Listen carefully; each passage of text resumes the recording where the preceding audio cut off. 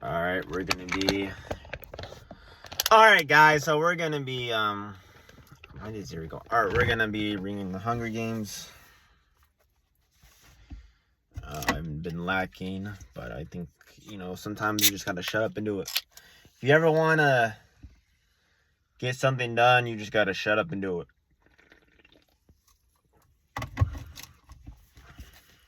Even if, you don't want to do it, at least do, 2 minutes of it.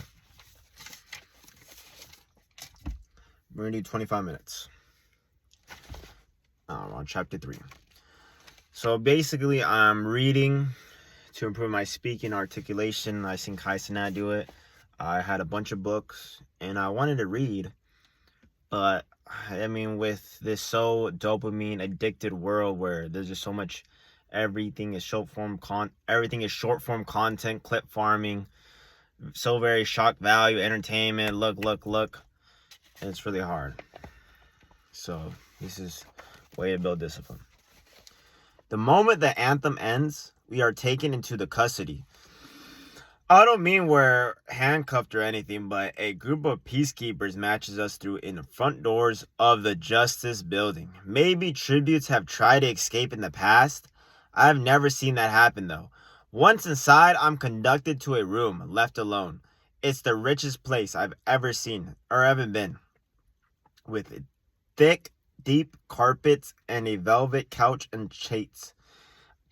I know velvet because my mother has a dress within a collar made of the stuff. When I sit on the couch, I can't help running my fingers over the fabric repeatedly.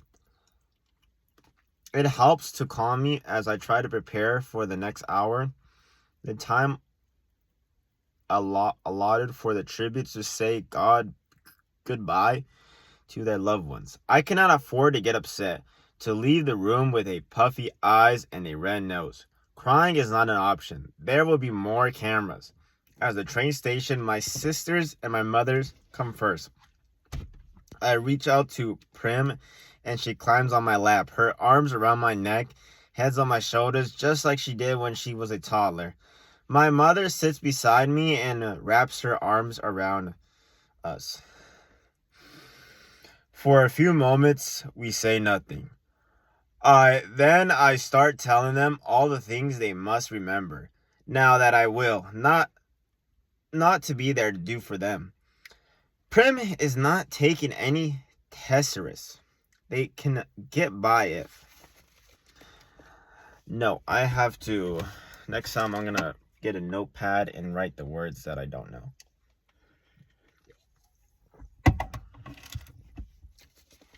They're carefully on selling Prim's goat milk and cheese, the smallest apothecary business my mother now runs for the people in the scene.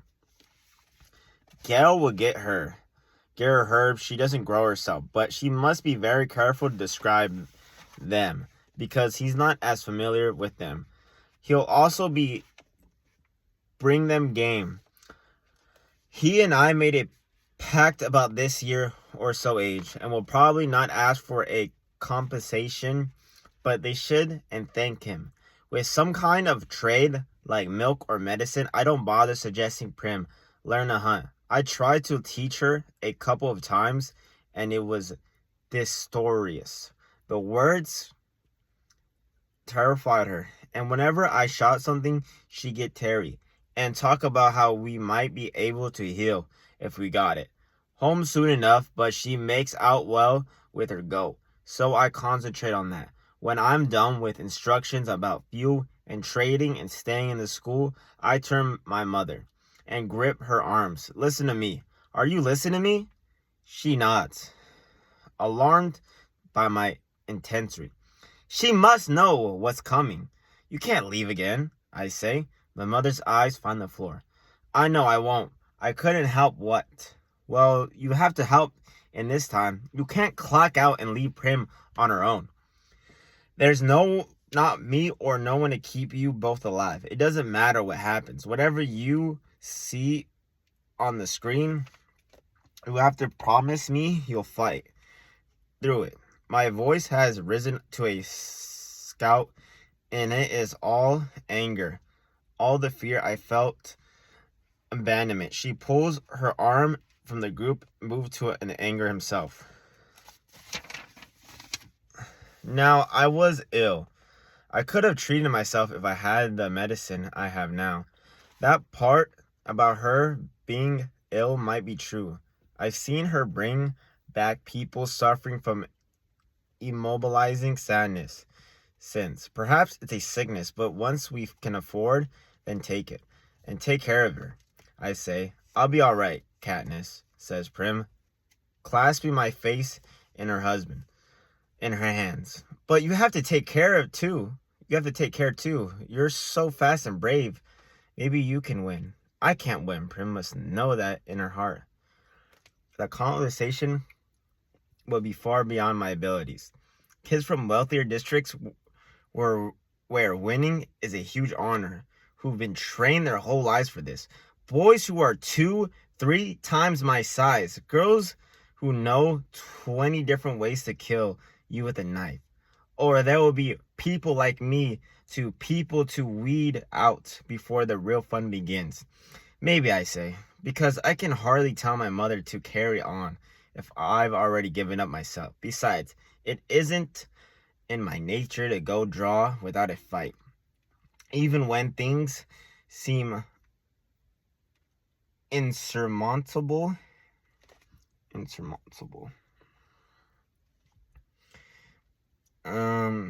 Then we'd be rich as Haymitch.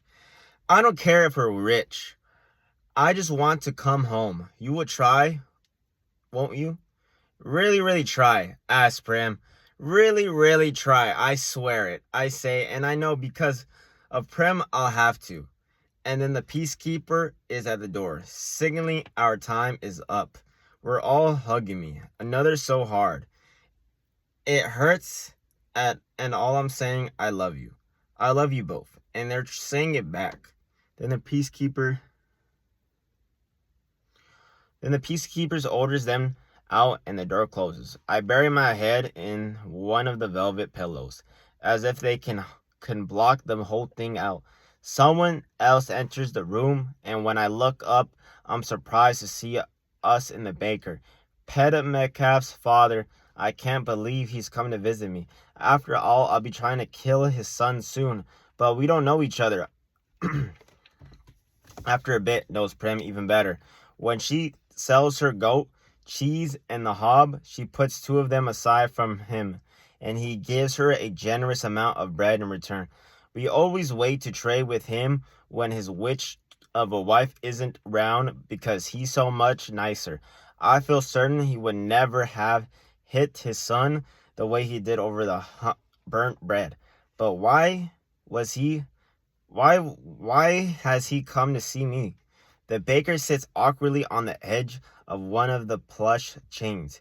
He is a big-browed shoulder man with a burned scars from years in the ovens. He must have just said goodbye to his son. He pulls a white paper package from his jacket pocket and holds it out to me. I open it to find cooking. These are a luxury we can never afford. Thank you, I say. The banker's not a very talkative man in the best of times. I told he has no words at all. I had some of your bread this morning. My friend Gale gave you a squirrel for it.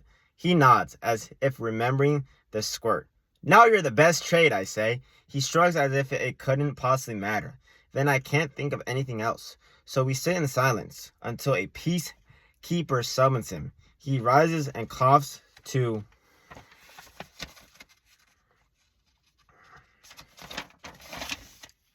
clear his throat. I'll keep an eye on the little girl. Make sure she's eating. I feel some of the pressure in my chest lighten as his words. People deal with me, but they are genuinely fond of Prim.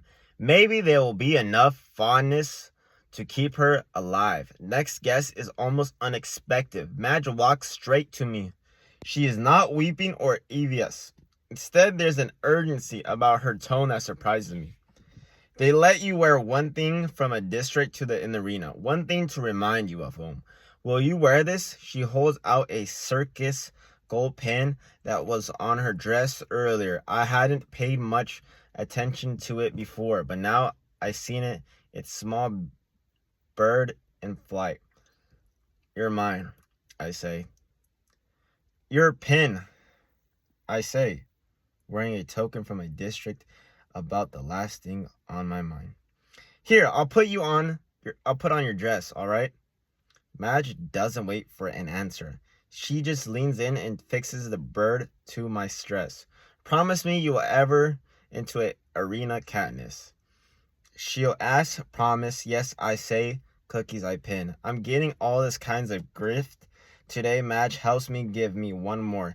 A kiss on the cheek, then she's gone. I'm left thinking that maybe Madge really has been my friend all along. Finally, Gale is here, and maybe there is nothing romantic between us, but when he opens his arms, I don't hesitate to go into them. His body is familiar to me. The way it moves, the smell of the wood smoke, even the sound of the heart beating, I know from a quiet momentum of hunt. But in the first time, I really feel it. Lean in and hard muscled against my own. Listen, he says, getting a knife should be pretty easy, but you got to get your hands on bow. Think you best chance. They don't always have bows. I say, thinking of the year there was only horrible spiked maces that the tribute had bludged on. One another to death. Then makes me one, says Gale. Even a weak bow is better than no bow at all. I have tried copying my father's bows with poor results. And that easy, even he had to scrap his own work. I don't even know if there will be wood, I say.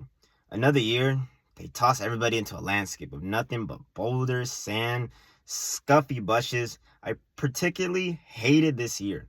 Many contestants were bitten by venomous snakes or went insane from thirst. There's almost always some wood, Gale says. Since that, the year half of them died of the cold. Not much entertainment in that. It's true. We spent one Hunger Games watching the players freeze to death at night. You could hardly see them because they were just cuddled in balls and had no wood for fires or torches. It was considered very anticlimactic in the capital. All those quiet, bloodless deaths since then, there's usually been wood to make fires.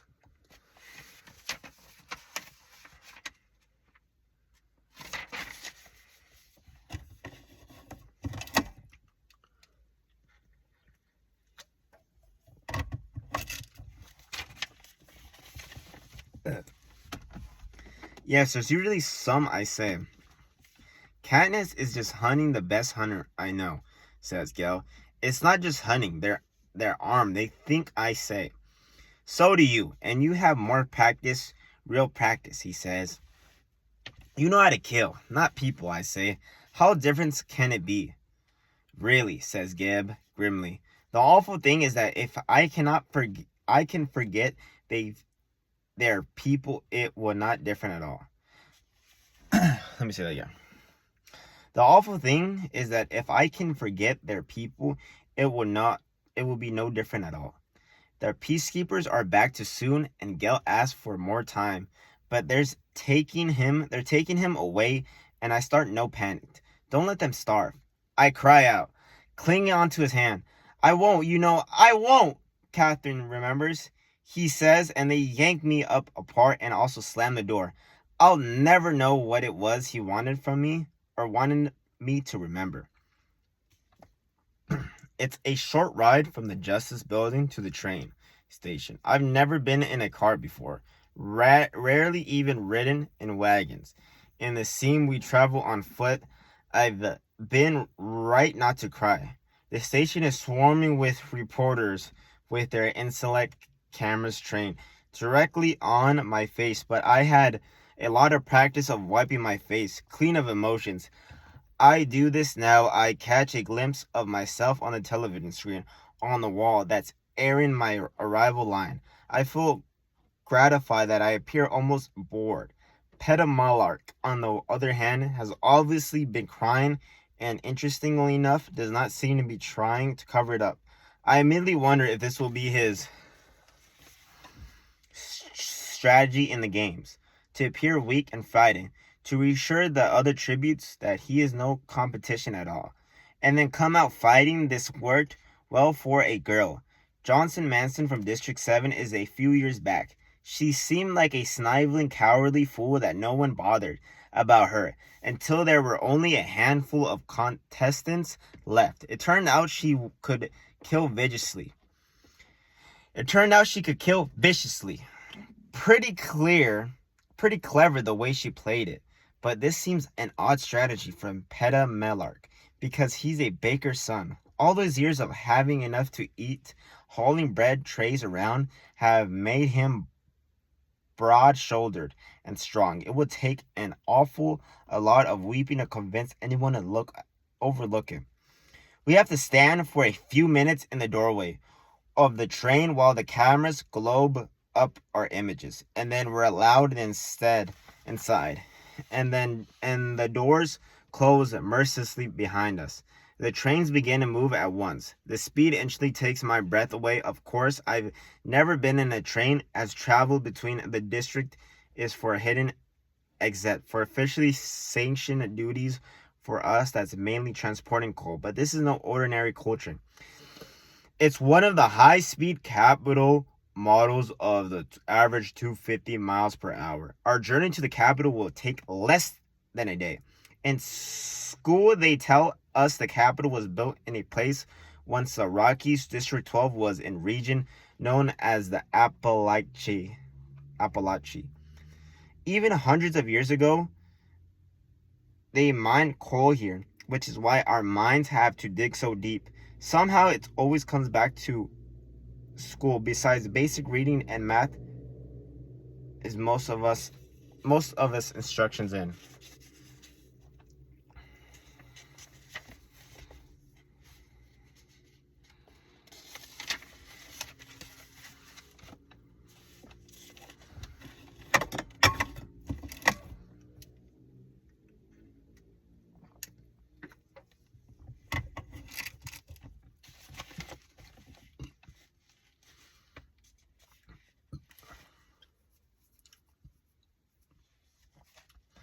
Co-related, except for the weekly lecture on the history of Panem. It's mostly a lot of blather about what we owe the capital. I know there must be more than they're telling us, and actual accounts of what happened during the rebellion, but I don't spend much of the time thinking about it. Whatever the truth is, I don't see how it will help me get food on the table. The tribute train is faction. That even in the room, the Justice Building, we are each given our own chambers, that we have a bedroom, a dressing area. We are given our own chambers that have a bedroom, a dressing area, and a private bathroom with hot and cold running water. We don't have hot water at home unless we boil it. There are drawn filled with fine clothes, and Effie Trinker tells me to do anything I want, wear anything I want, everything in my disposal. Just be ready for supper in an hour. I peel off my mother's blue dress and take a hot shower. I've never had a shower before. It's like being in a summer, only warmer. I dress in a dark green shirt and pants. Last a minute, I remember Madge's little gold pin. For the first time, I get a good look at it. It's as if someone fashioned a small bird and then attached a ring around it. The bird is connected to the ring only. By its tips, I suddenly recognize it. A mockingjay. They're funny birds, and something of a slap in the face for the capital.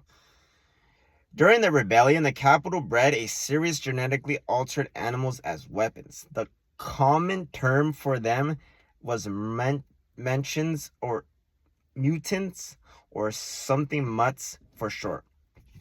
One was a special bird called a jabberjay that had the ability to memorize and repeat whole human conversations.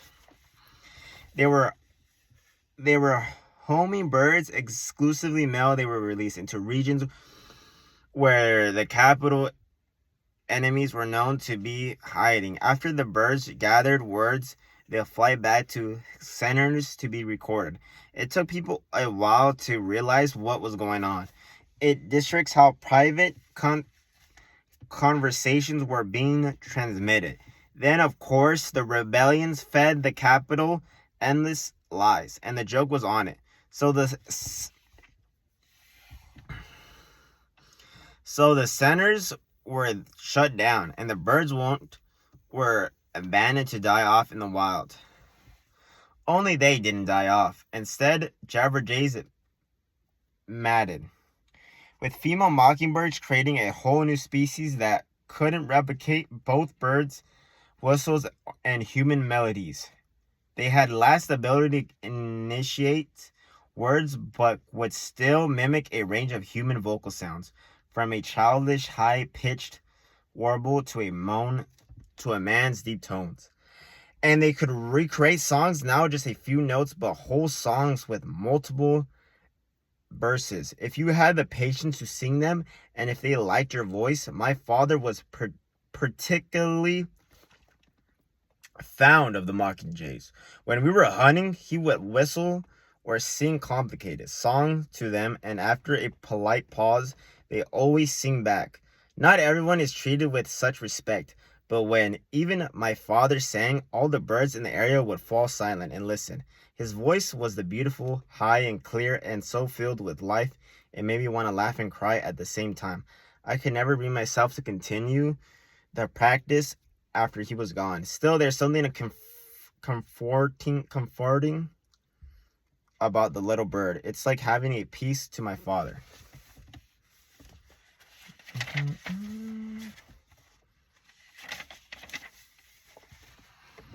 With me protecting me, I fastened the pin onto my shirt. And with the dark green fabric as a background, I can almost imagine the mockingjay flying through the trees. Effie Trinket comes to collect for me the supper. I follow her through that narrow, rocking through the corridor into the room with a polish with the walls. There's a table where all of the dishes and highly breakable Pierre Malik sits waiting for us. The chair next to him empty, where Hamish asked Effie Britley. Last time I saw him, he was going to take a nap, says Pedo.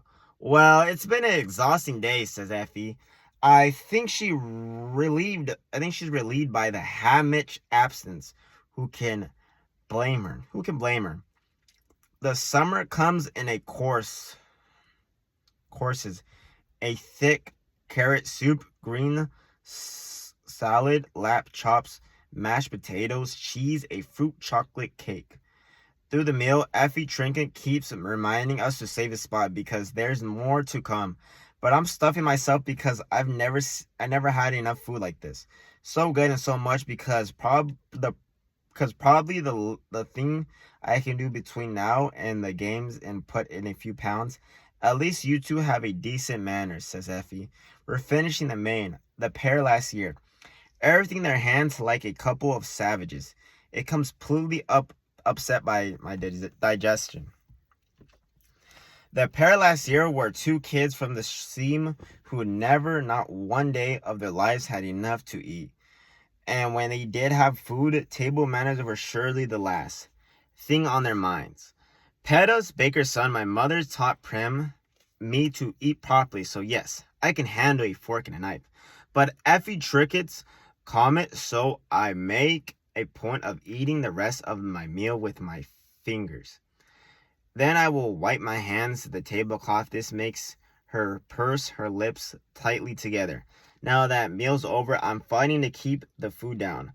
I can see Petta's looking little green too. Neither of our stomachs is used to flare.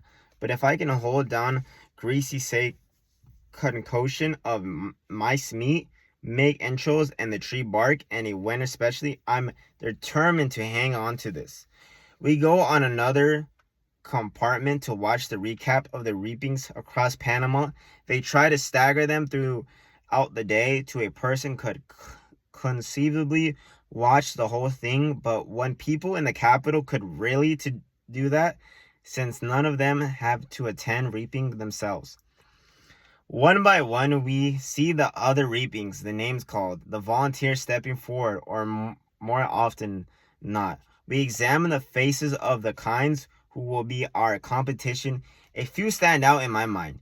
A monstrous boy who lunges forward to the volunteer District 2. A fox-faced girl with a sleek red hair from District 5. A boy with a crippled foot, then District 10. A most hangly 12-year-old girl from District 11. She has brown skin and eyes, but other than that, she's very like Prim and the size of a Deminar. Only when she mounts the stage and they ask for volunteers, all you can hear is the wind whistling through the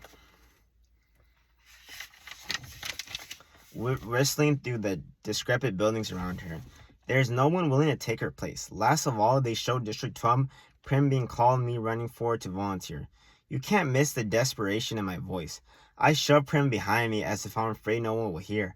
They'll take Prim away, but of course they'll do heat. But of course they do here. I see Gail pulling her off me and watch myself mount the stage. The commentators are not sure what to say about the crowd refusal to applaud. The silent salute, one says District 12 has always been a bit backward. As if one Q Heyman. The silent salute, one says the District 12 has always been a bit backward, but the local customs can be charming. As if one Q Haymitch falls off the stage and they groan comically.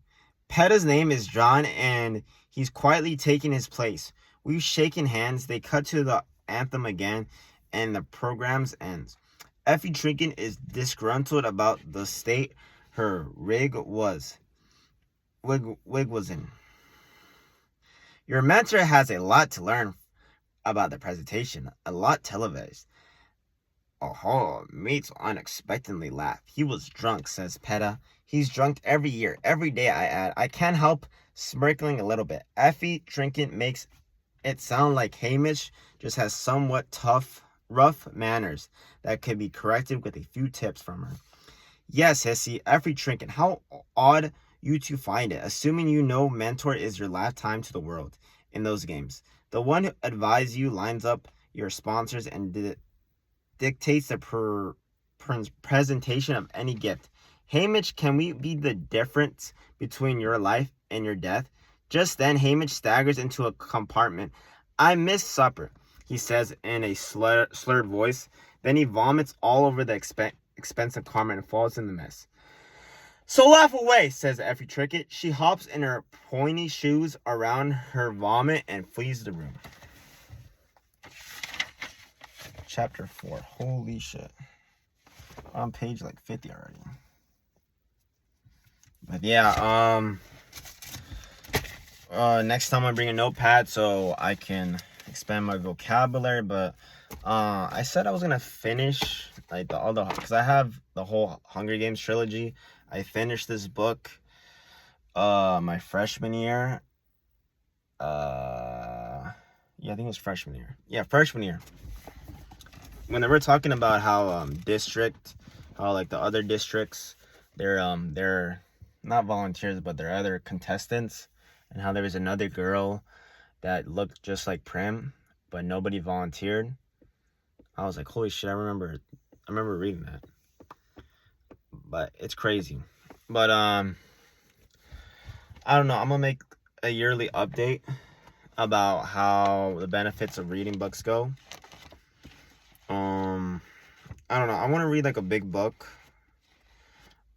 I'm gonna also read. I'm not gonna just speak out loud, because I feel like a lot of people, they just read, but they don't really actually retain the information they're hearing, or don't actually know the story. They just read the words like it's some sort of like game. But we'll see. But yeah, I'm trying to get to at least a college level reading, because there's no literacy in today's society, and I'm a byproduct of that. I think the last time I read a book was my senior year, but we were kind of forced to read books, and then it was like a 5th grade level reading. But the more benefits you get, I feel like a lot of people are too attached to the internet, and instead they have so much information that they're overwhelmed, because psychology has shown the more choices and information you have, the less chance you take an action. If you look at people who are billionaires, they're all fat, they're all taking TRT. None of them want to, get after it, because they're like, well, what's the point? I got all these options. Like, I got all the women, I got all the cars. Like, why do I need to take care of my health? I can just, buy a pill, or, have the best doctors. Who gives a fuck? But people who are in prison, they're out there fucking busting their ass jacked as fuck, because that's the only thing they can do. I mean, what else are you going to do but be depressed? So, yeah, that's basically it. I know I went off a little tangent, but I'm gonna finish this book by I think next month.